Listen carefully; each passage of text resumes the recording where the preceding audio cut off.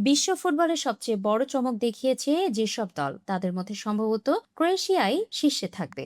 জনসংখ্যা মাত্র 40 লাখের কাছাকাছি, তবু বিশ্বকাপের মঞ্চে বারবার নিজেদের প্রমাণ করেছে তারা। শুধু অংশ নেওয়ার জন্য নয়, ট্রফির খুব কাছাকাছি পৌঁছে নিজেদের পরিচিতি করেছে ক্রোয়েশিয়া।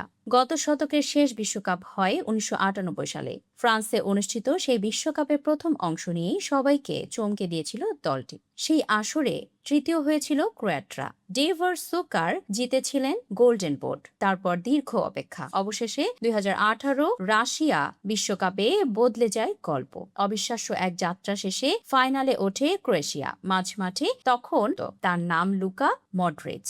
রাশিয়ায় তার পায়ের ছোঁয়ায় বদলে গিয়েছিল ম্যাচের গতি। ক্রোয়েশিয়া শেষ পর্যন্ত ফ্রান্সের কাছে হারলেও বিশ্বজুড়ে সম্মান করেছিল। সেই বছর ব্যালন ডি অরও জয় করেন মডরিচ।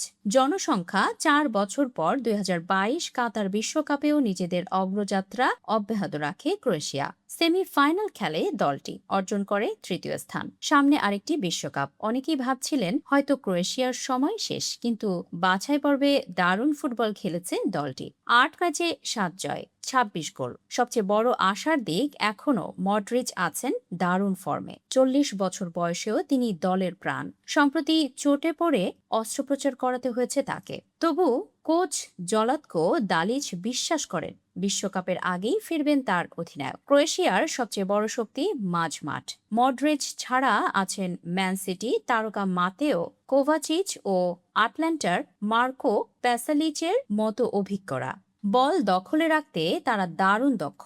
চাপের ম্যাচেও মাথা ঠান্ডা রাখে। এই জায়গাতেই অন্য দলগুলোর চেয়ে আলাদা ক্রোয়েশিয়া। রক্ষণভাগেও আছে শক্ত দেয়াল। বিশেষ করে ম্যান সিটির তারকা জোস্কো গাভার্ডিওল এখন বিশ্বের অন্যতম সেরা ডিফেন্ডার হিসেবেই বিবেচিত। তার গতি আর ট্যাকল ক্রোয়েশিয়াকে বাড়তি আত্মবিশ্বাস দেয়। গোলবারের নিচে আছেন ডমিনিক লিভাকোভিচ।